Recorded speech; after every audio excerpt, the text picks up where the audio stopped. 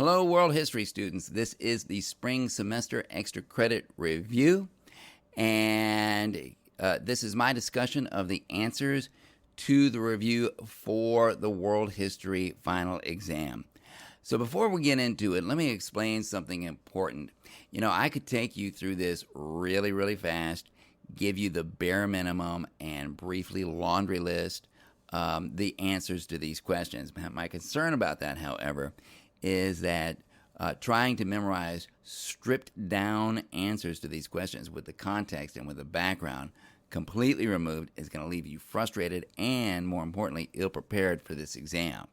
And many of you cannot afford to blow it on this last hurdle. So you need to have a strong finish. So I'm going to provide enough explanation to not just give you the answers, but to help you actually understand the answers as well. What I'm going to say is 99% stuff that you have been instructed on previously. You may not remember it, but you were. And there's practically nothing new here. Picking out the parts that you're going to need and writing those parts down on paper for study, that's going to be your job. You may just want to listen to this entire thing without writing anything down and then go back and give it a second listen and write stuff down as you stop and start. Keep in mind, this is a core class. It's always been a core class. It's your job and your responsibility to show that you have learned this material and that you deserve the credit. I know that's a difficult concept for some of us to accept, but that is the reality. And so this process, it deserves more than just a minimal time and effort.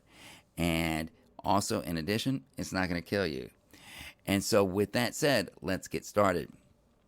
Now, this exam and this review concentrates almost entirely on just the spring semester. In fact, there is only one question on the entire review here that takes us back to the fall semester, and it is this one. So it's a spring semester exam.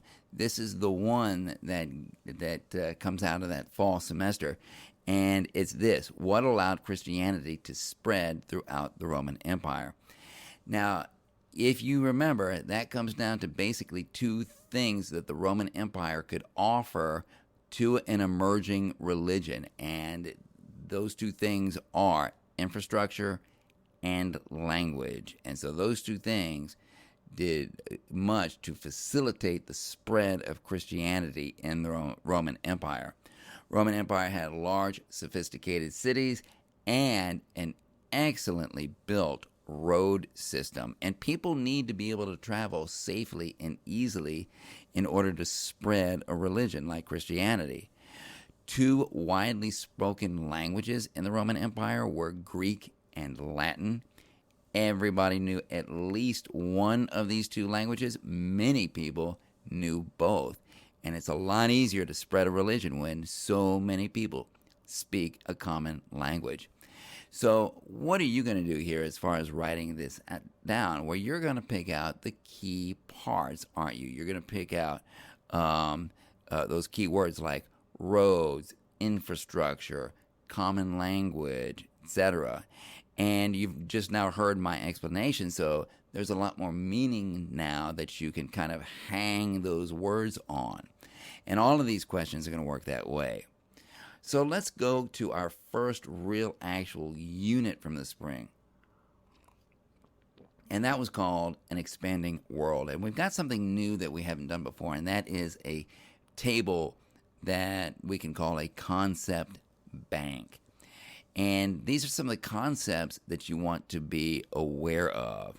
You want to be on the lookout for these. These will be defined or explained or described in our discussion of these Unit 6 questions. And these concepts include agriculture, an Islamic caliphate. What is that? Middleman. What are middlemen? Colombian exchange, terrace and terraced farming. The Maya, the Inca. What's a joint stock company? What are capital markets? What do we mean when we say resources? We've got the Colombian exchange, and we also have the word pre-Columbian. the triangle trade. That's part of global trade. And what is cultural diffusion? And what is the new world versus the old world? So, how did the Islamic Caliphate impact trade between Europe and Asia? And so that's our first question as far as Unit 6 goes. And two things to keep in mind. First, a caliphate is any institution or government that rules an Islamic territory. There have been many caliphates throughout Islamic history. And even the Ottoman Empire, something we studied a lot, was a caliphate, even though the ruler was actually called a sultan. Europeans, they didn't know how to get to Asia directly without going through Islamic territory overland. So Islamic territory kept Europe and Asia isolated from each other for a long time. And Islamic merchants served as, there's that word, middlemen on the vital trade routes between Europe and Asia, and they jacked up the prices on everything that traveled through their territory. Now, that's not an Islamic thing. That's what middlemen everywhere do. That's how they make their money. They buy low and they sell high. But why did Europeans want to trade directly with Asia anyway? What does Asia have that they want so much? Europeans knew that Asia was a source of highly valuable and important resources. One that we talked about a lot, spices. They knew that if they could get a direct access to those Asian resources without having to go through the Islamic Caliphates, the Ottoman Empire, they knew that they could get extremely wealthy and they wouldn't have to pay those high prices to those Islamic middlemen. In an effort to get around the Ottomans by sea, European navigators explored and found not only a trade route to Asia, but they also stumbled across North and South America, the New World. And so the changing world. What are some notable things that we can say about the pre-Columbian civilization known as the Inca? Unlike the Aztecs or the Maya, the two other civilizations that we studied, the Inca lived in a mountainous environment at high elevation, high altitudes, and this greatly impacted their culture. For example, they became really, really good at using stone for construction. Mountains have lots of stone. And so they learned how to cut it with great precision. And they used stone to build stone buildings and roads. If you have a road system up in the mountains, you're going to run into lots of ravines and gorges that you have to span across. And the Inca constructed bridges of rope to get across those obstacles.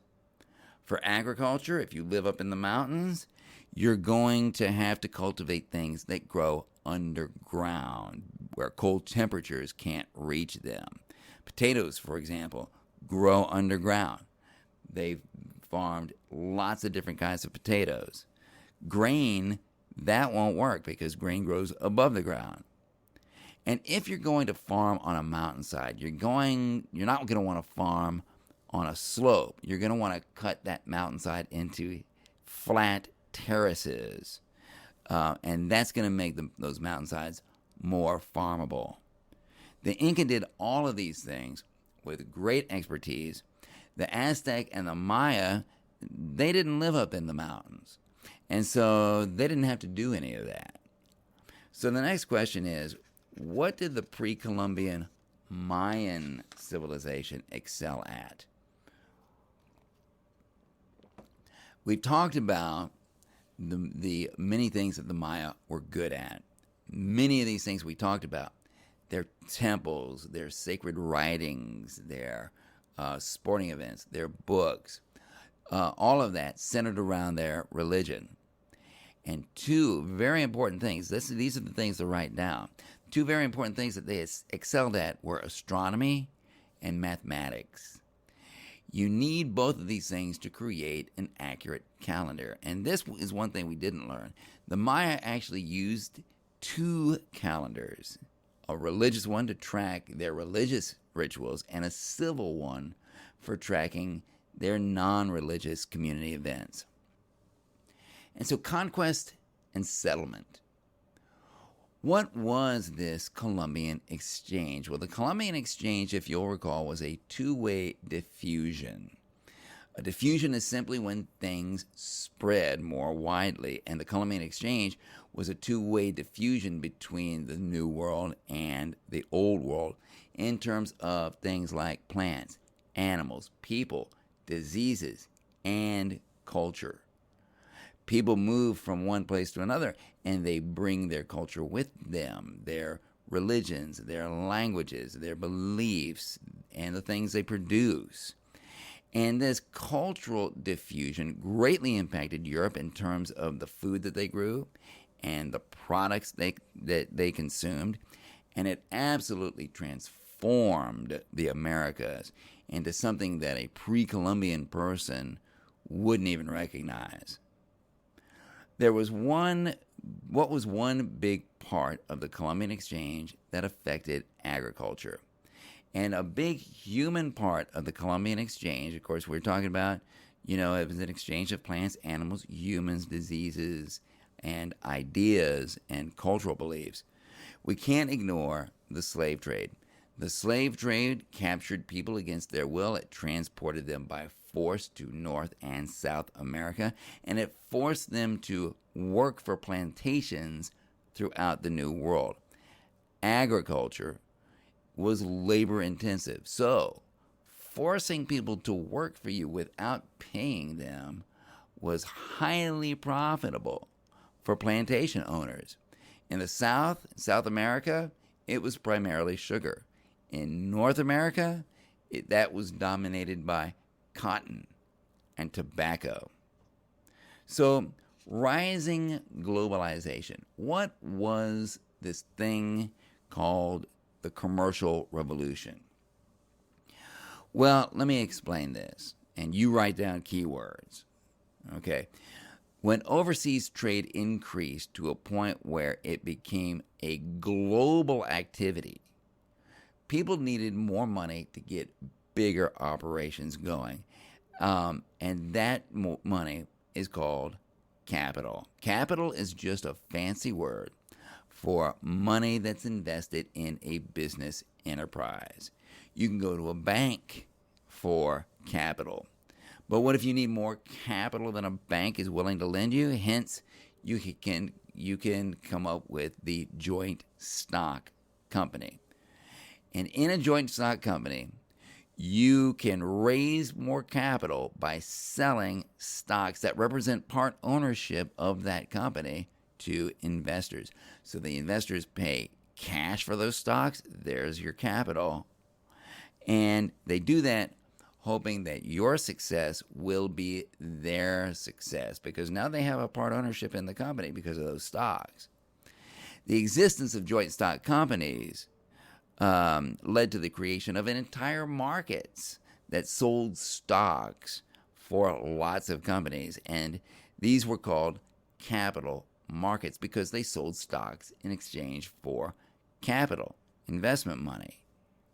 That's never changed in the centuries since it started. In fact, people who own businesses are often called capitalists because their businesses depend so heavily upon capital investment to operate and expand. And in fact, our entire free market economic system is called capitalism because our entire economy depends upon capital and capitalists. So maybe that gives you a better idea of what this commercial revolution is and its vastly expanded use of capital and capital markets. Well, that's the end of Unit 6. Now we move on to Unit 7, Ideas that Change the World. And we have quite a big concept bank here. We've got the Renaissance and the Protestant Reformation, Catholic Church, the Enlightenment, law, economic expansion, civic humanism, and civic responsibility, traditional authority, The Ottoman Empire, it's coming back. There it is again. The idea of natural rights. What is that? Nobles, once again. And then you've got Greco-Roman and Judeo-Christian and the idea of democracy. And our first question has actually a quote in it from a book called The Prince by a very important Renaissance humanist named Niccolo Machiavelli. And so the question that goes along with this passage is, what was the effect of civic humanism, which people like Niccolo Machiavelli advocated, on the traditional noble class? And so the short answer is that the influence of the noble class was reduced by civic humanism. Let me explain. Remember that the Renaissance was all about two very important isms: secularism and humanism. Secularism was the belief that things outside of religion were worth thinking about, and that more specifically, humans, there's the humanism part, humans, not just God, were also worth thinking about. And when you apply these two isms, secularism and humanism, to government, like Machiavelli is doing in this passage, then you get an area of study that is called civic humanism.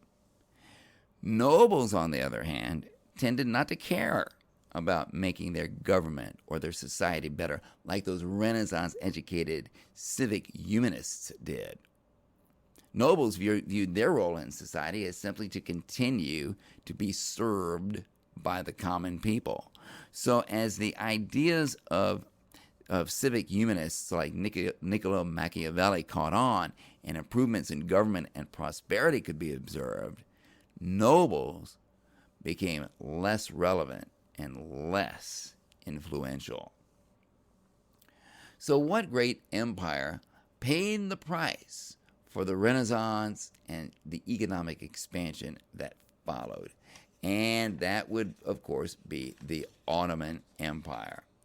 The Renaissance, with its emphasis on secular pursuits and its emphasis on human individual achievement and knowledge and potential, those things inspired Western Europeans to explore, to conquer, to settle, to establish trade networks throughout the world. And because of this expansion, the Ottoman Empire no longer dominated trade in the Mediterranean, and they started to go into a very long, slow decline that took centuries to complete. That brings us to the Protestant Reformation. How did the Renaissance actually lead to the Protestant Reformation? There were several things about the Renaissance that did this. One of the most important aspects of humanism is the idea of human individuality. All humans are different and unique, and its emphasis on individuality and secularism led individuals to seek a relationship with God outside the boundaries of the Catholic Church. Renaissance education led people to want to read the Bible for themselves to find out what it actually said, rather than depending upon the church to tell them what it said. And this interest was facilitated by two related things: the printing press, which made books easier to get and less expensive, and the publication of Bibles and other things in what we call the vernacular, meaning the reader's own language. If you're English, your vernacular is English. If you're Italian, your vernacular is Italian. If you're French, your vernacular is French, etc. And this made the Bible easier to read because you didn't have to be able to read Latin. And so all of these were Renaissance developments that made the Protestant Reformation possible. Who was this Martin Luther person? Real quick rundown, just to kind of capture who he was.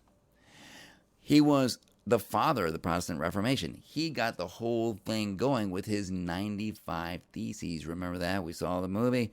He translated the New Testament into German so that German-speaking people could read the New Testament for themselves. That's a huge humanist value, right? Remember that? And he formed the Lutheran Church, the first major Protestant church. And he believed in the authority of the individual person to determine for himself or for herself how to best please God, rather than obeying the traditional authority of the church. So that brings us to the Enlightenment. Notice how we skipped, actually, the entire scientific revolution. There's simply nothing really about that at all on the exam. So how did the Enlightenment impact government? And government was a major focus of the Enlightenment. So obviously it had an impact. The Enlightenment criticized and opposed monarchs and absolute rulers. Now, there's also a phenomenon of the Enlightenment of what we call the enlightened absolutist, but we're not really talking about that. Generally, the Enlightenment criticized absolute rulers. It also introduced the concept of what we call natural rights. It said that the role of government was not to be served, but to serve the people. And its main job was to protect the rights of individuals, particularly the rights of life, liberty, and property. And in order to do that, governments had to have laws that protected these things. And people had to be allowed to vote in order to have a voice in these matters and to express either their approval or their disapproval of how well the government was doing its job. Expressing that through the ballot box, through voting. So the Enlightenment was an early proponent of more democracy rather than less. Which brings us to a question, and the question is, what traditions actually gave us our laws? And the two most important traditions from which we get our laws are the Judeo-Christian traditions and the Greco-Roman traditions. And these are two sets of values and beliefs that are thousands of years old. Judeo-Christian, it goes all the way back to the ancient Israelites, and the ancient the Greco-Roman goes all the way back to the ancient Greeks. And these have evolved over time, but it's the laws that we get from these traditions that enable governments to justify their right to rule over people. So what are some civic responsibilities that are implicit in being a citizen of a democratic country? That's very important. And there are three main civic responsibilities that we all have, in response to living in such a society.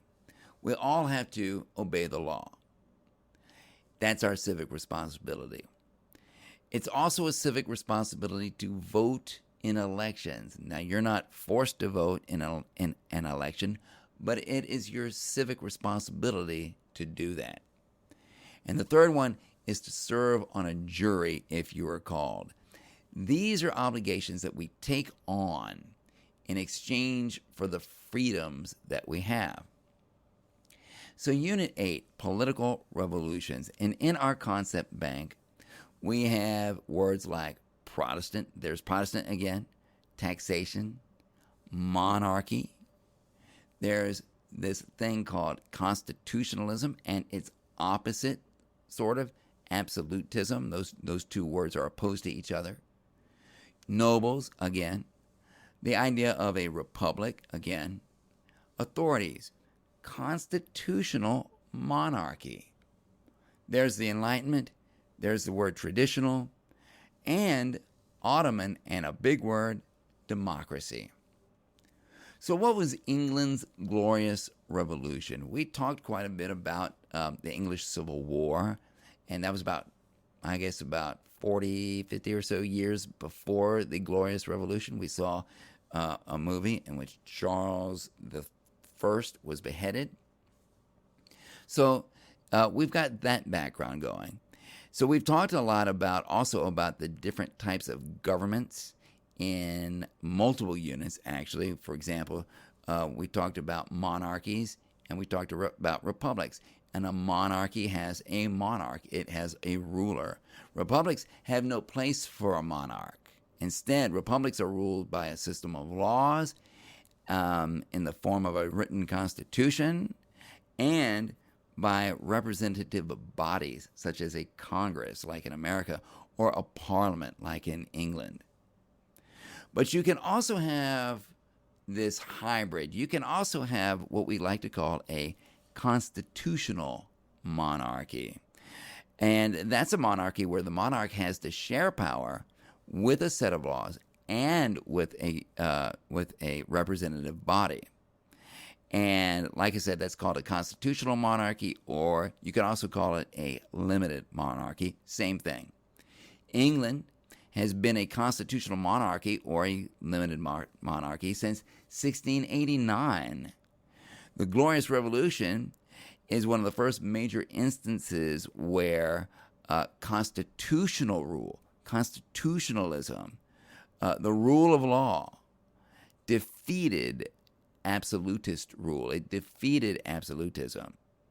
And an absolutist is a monarch who has full power, right? Laws and representative bodies don't get in his or her way. Well, the last King of England of the Stuart dynasty was James II, and he believed that he should have more power than England's parliament.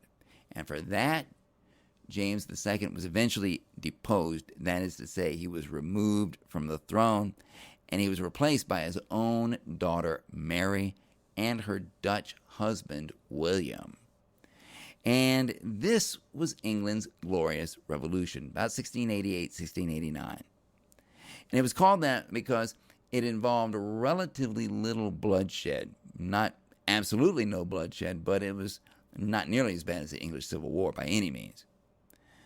But before William and Mary were allowed to assume the throne of England, they had to sign off on a document called the English Bill of Rights. That was the deal.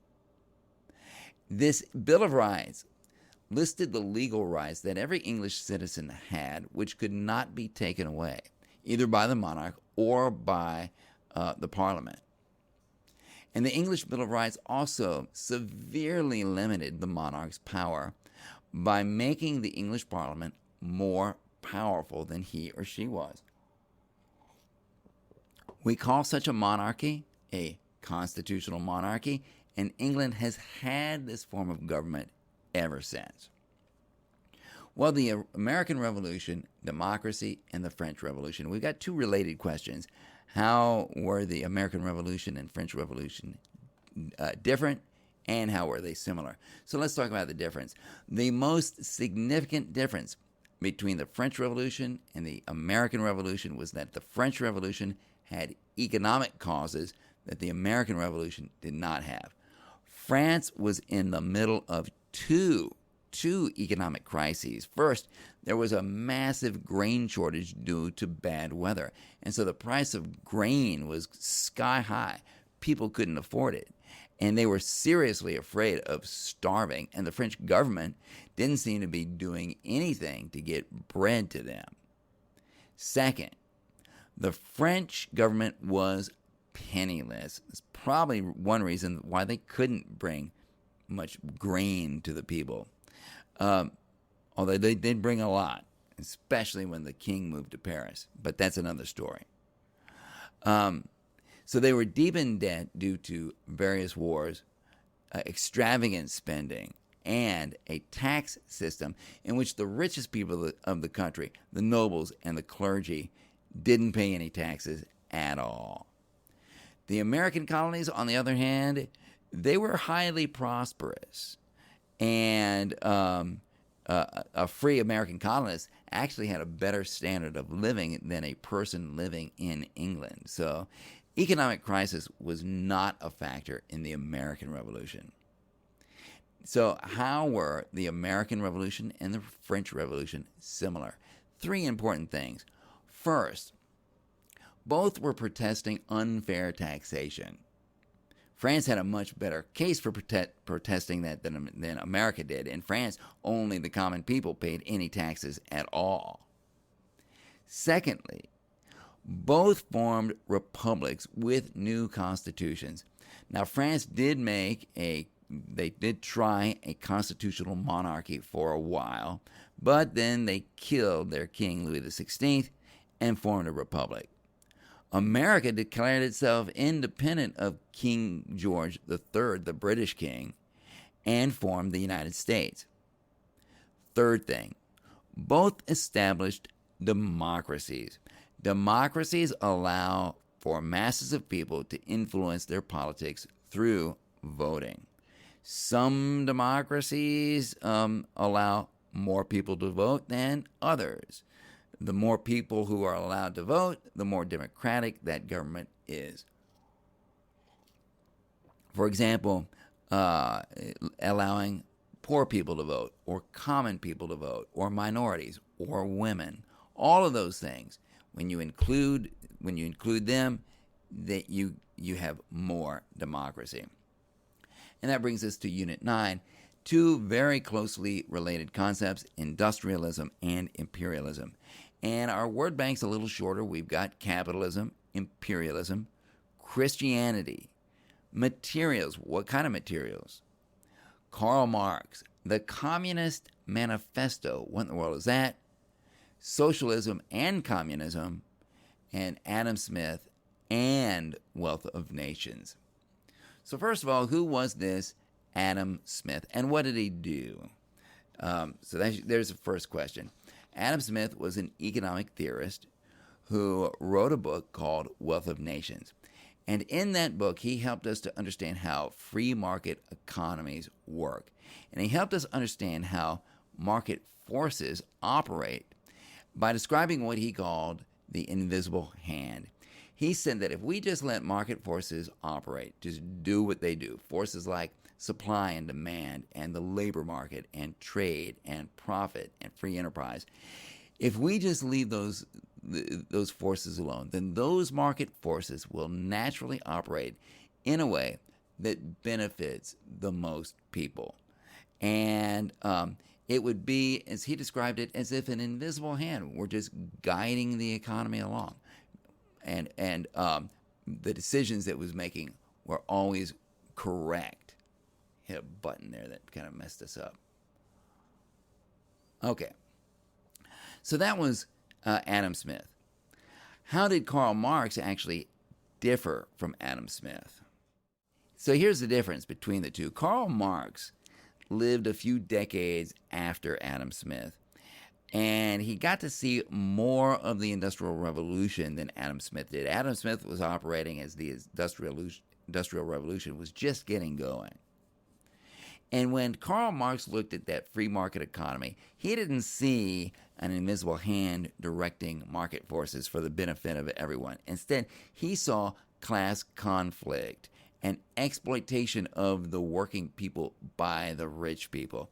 He wrote two books. He wrote The Communist Manifesto, and he wrote a book simply called Capital.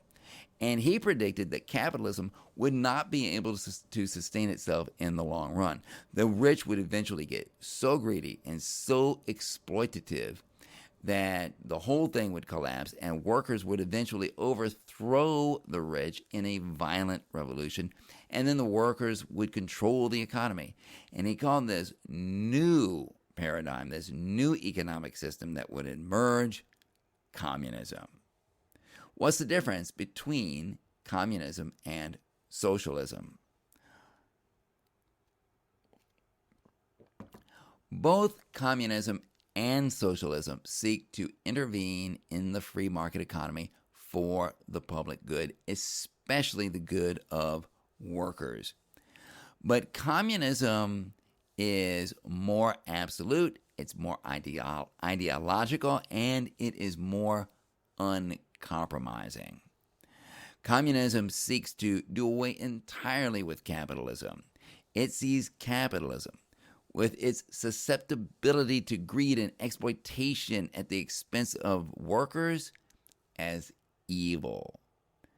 But socialism doesn't. Socialism exists along a spectrum. You can be a slight socialist, or you can be very socialist.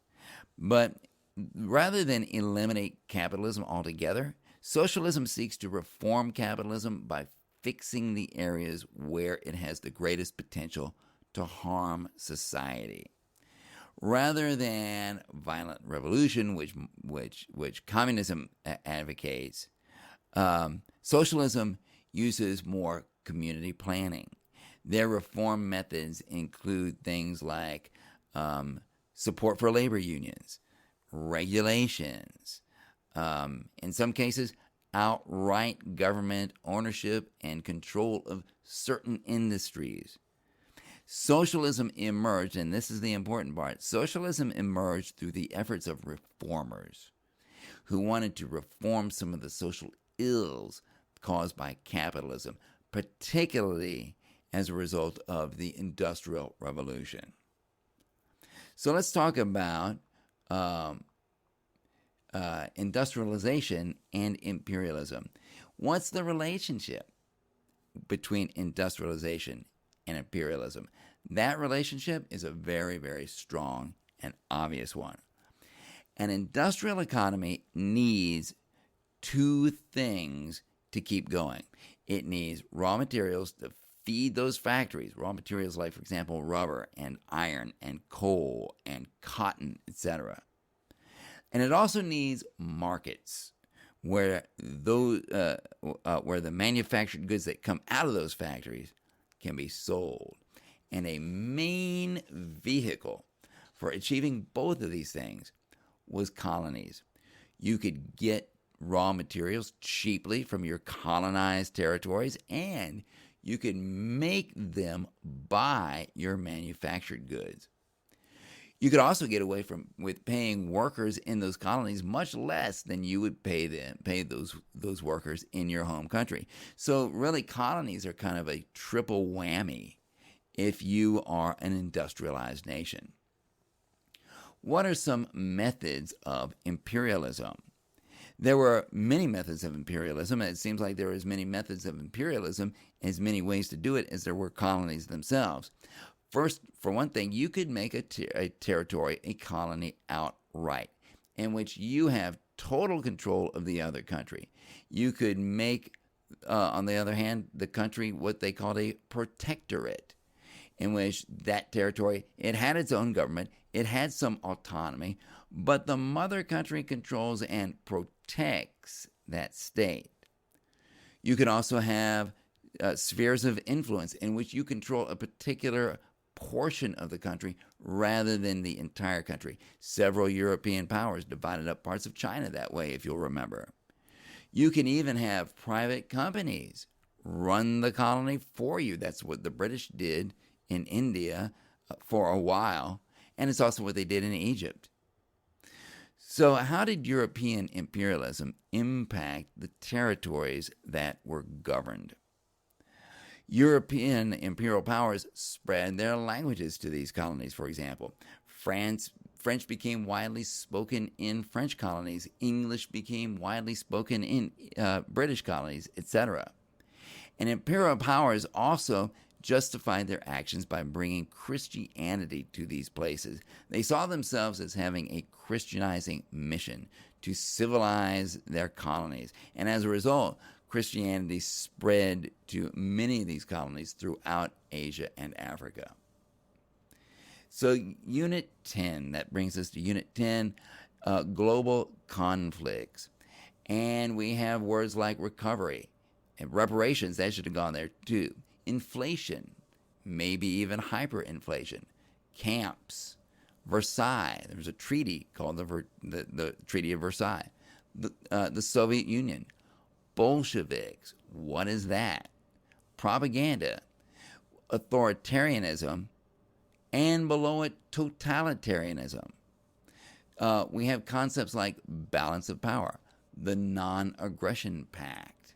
There's communism, There are the 14 points: alliances and fascism. Let's begin with World War I. We can make this real quick. What were the four main causes of World War I?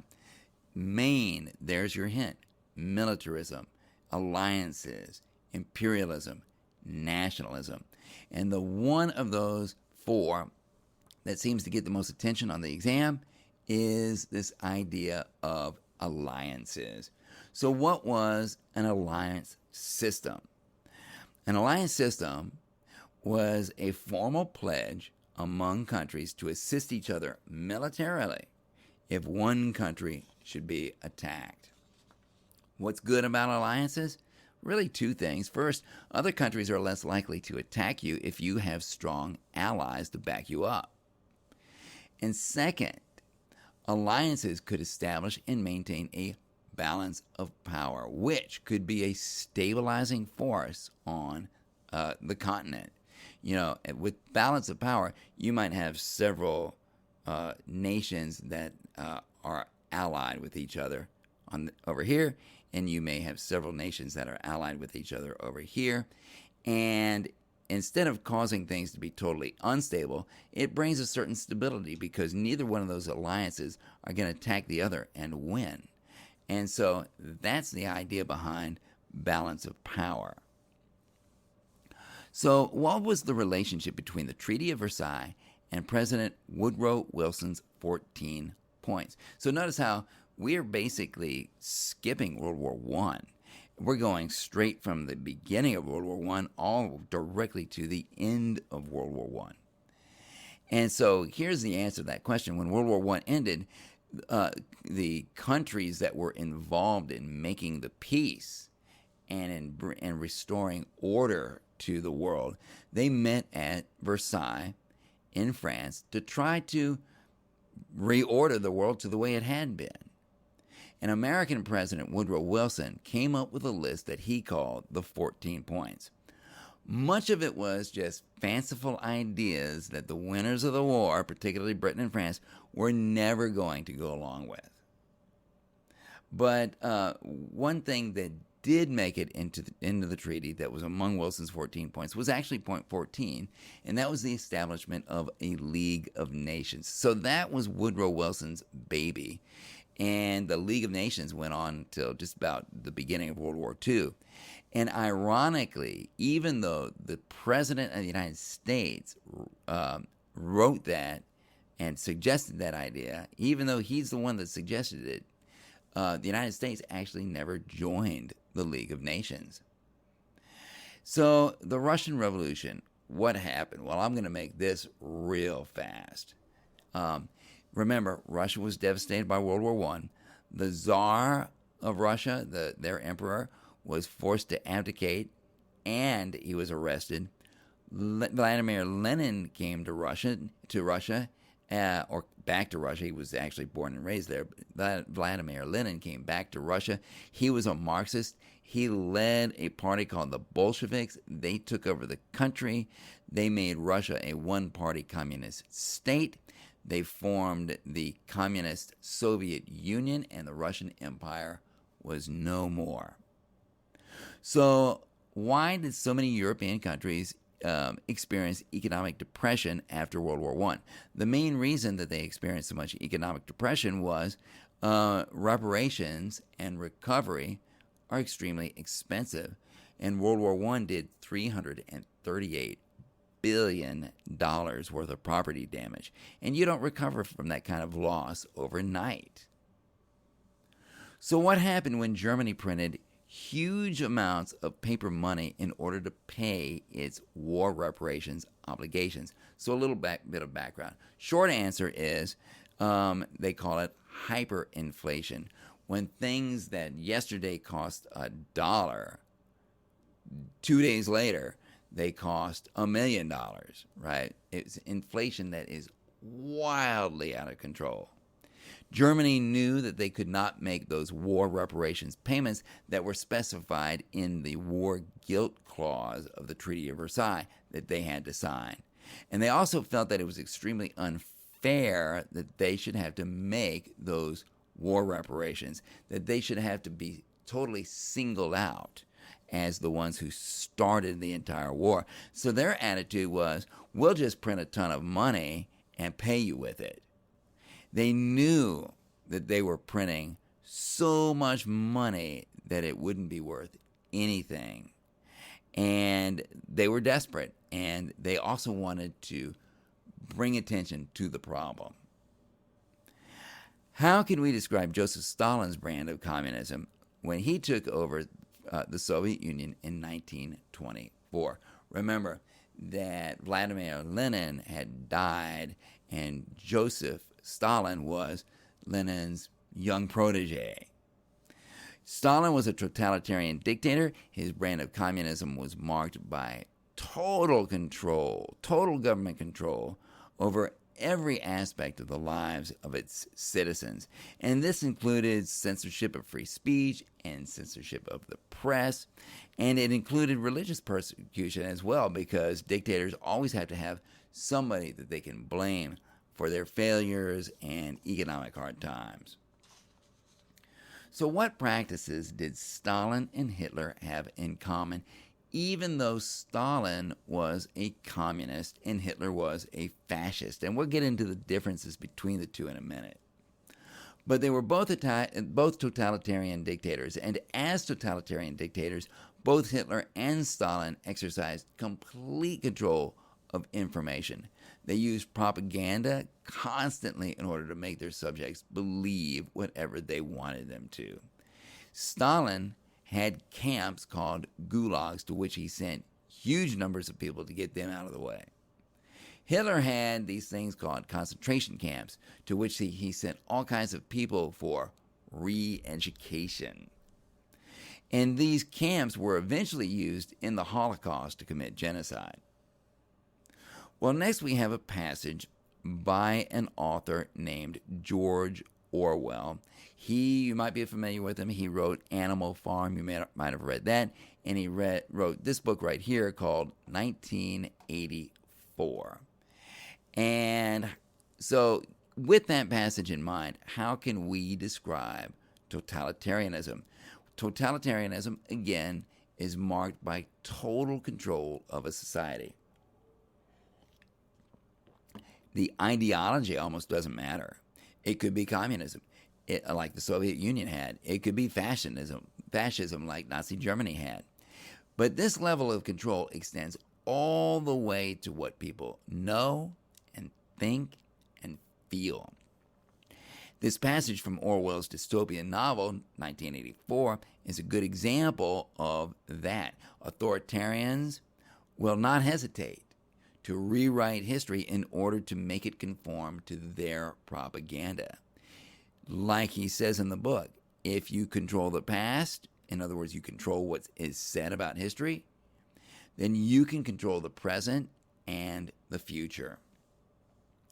What are some ways that we can describe fascism, and where was it practiced? Fascism is a form of authoritarianism. The most prominent countries where it was practiced were Italy under Mussolini and Germany under Hitler. Fascism is a right-wing movement. That makes it different from communism right there. While communism is all about class, and it's all about how the working class will overthrow the bourgeoisie class, the class of rich people. But on the other hand, fascism is all about the nation. The nation is the most important thing in fascism. And it easily uses racism to determine who belongs to that nation and who does not belong to that nation. And those who are considered outsiders can be brutally repressed. Opposition to the fascist message is suppressed. Fascism is not communism. Fascism does believe in private ownership of businesses and industries, but they do heavily regulate those things. So, World War II, what event eventually started World War II? Well, don't forget that non-aggression pact between Hitler and Stalin. Hitler would eventually break that pact and invade the Soviet Union, But before Hitler stabbed Stalin in the back by doing that, both countries went half and half on a team invasion of Poland. That invasion of Poland is what caused Britain and France to finally declare war on Germany. Up to that time, they had been appeasing Hitler, if you'll remember. So how did the United States enter World War II? Because the United States remained officially neutral for over 2 years, until December 7th, 1941, when the Japanese launched an all-out surprise attack on the U.S. Navy at Pearl Harbor. We watched movie clips from it. The very next day, both Germany and Italy declared war on the United States. And here is finally our last unit, an interdependent world. And in our concept bank, we have concepts like a superpower, East Berlin and West Berlin, independence, decolonization, an occupational zone, and an occupational sector. There's Eastern and Western again, conflict, and nuclear. Not to mention the reunification. What is that? And we've got China, the United States, and an ideology. So where did the Soviet Union retain a sphere of influence after the Allies won World War II? Well, that would be Eastern Europe. That's the short answer.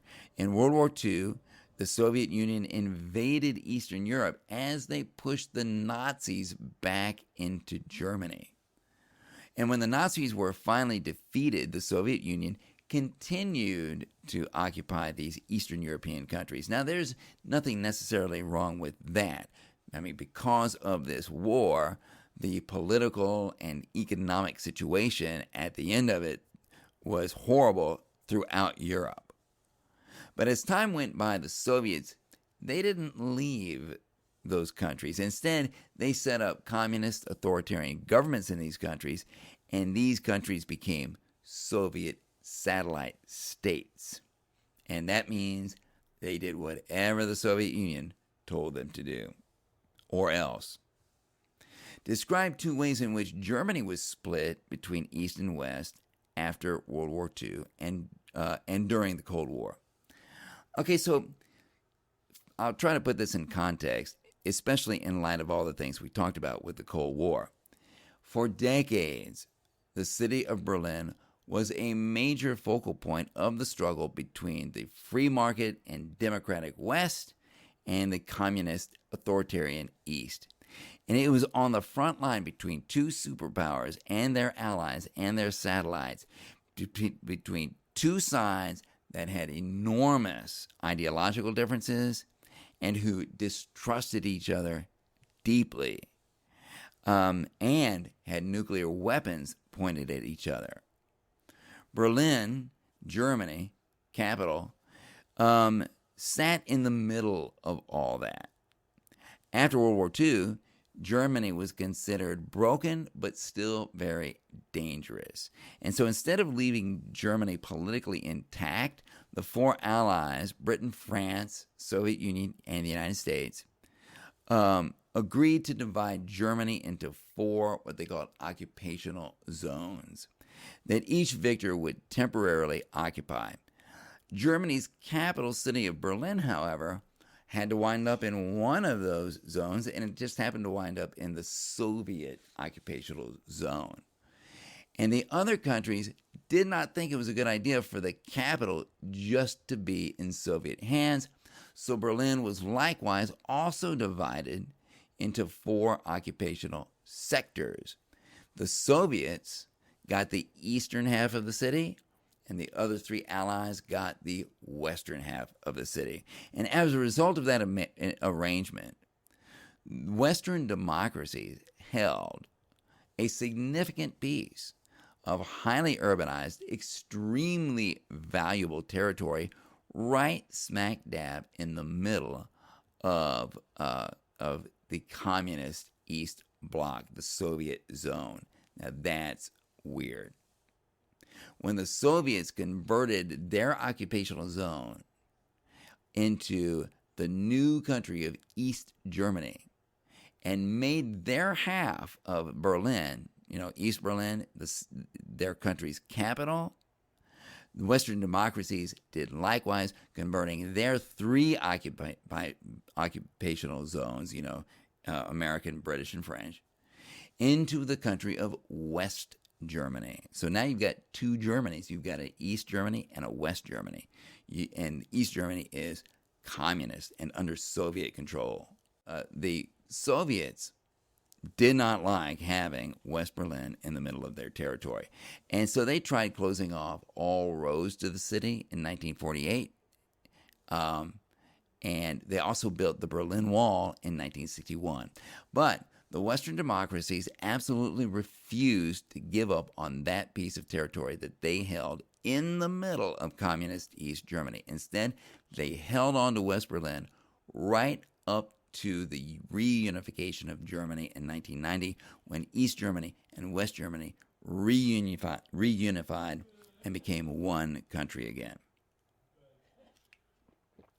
So what is a superpower? There were two of those, the United States and the Soviet Union. And they were called superpowers because these were the most powerful and influential countries in the world. They had the biggest nuclear arsenals. They had the biggest militaries. They had the biggest economies. They had huge amounts of territory and large populations. And they were ideologically opposed to each other. Each one saw the other as being evil and wrong. And each called upon the other countries of the world to align themselves with them against the other one. What kind of government did China have after Mao Zedong took control of the country? And we should know this, right? Mao Zedong was a dedicated communist, and he turned China into a thoroughly communist country. Politically, that means one party, the Communist Party.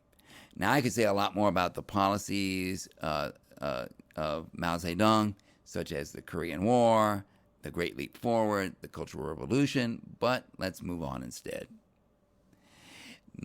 Almost last question. Describe the arms race between the Americans and the Soviets. The arms race, an arms race is when two or more countries compete with each other to have the bigger and better military. The problem during the Cold War is that each country had amassed enough nuclear weapons to totally annihilate each other. And so the arms race that we see during the Cold War, the arms race that the Soviet Union and the United States were engaged in, actually became an existential threat to the existence of humanity, and it still is today.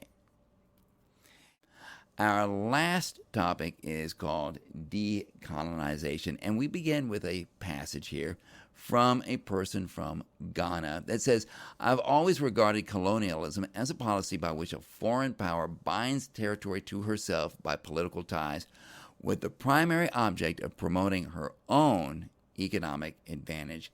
And that is a very good description of colonialism. So what's decolonization? Well, you remember Western imperialism. Decolonization was the process by which almost all of those European colonies throughout Asia and Africa ceased to be colonial territories and instead became independent sovereign nations. The whole thing took about 3 decades, and in some places it went quickly and smoothly, and in others it was long and bitter and violent. So last question. What has been the legacy of imperialism after decolonization? It would be wonderful to say that people all over Asia and Africa instantly became better off as soon as they became independent nations. But again, it depended upon the country. Often, the imperialist countries left this new sovereign nation with few institutions, with little infrastructure to build upon, and there was often a serious shortage of educated people in the country. And so these countries, they also had borders that were artificially set by the Europeans, not the Africans or not the Asians. And so these borders bore little relationship to the cultural realities on the ground. And so the result of all this was lots of ethnic tension and conflict, political instability, and lots of poverty. And even though these countries were politically independent, they remained economically dependent. For example, the country of Ghana. It's a huge producer of cocoa beans, the main ingredient of chocolate. But instead of producing their own chocolate in their own factories, Ghana exports cocoa beans to European countries like Switzerland and Belgium, who have the factories to do that. So that is the end of our review. I hope it helps you. I hope you do very well on the exam. And I want to wish you good luck and happy studying.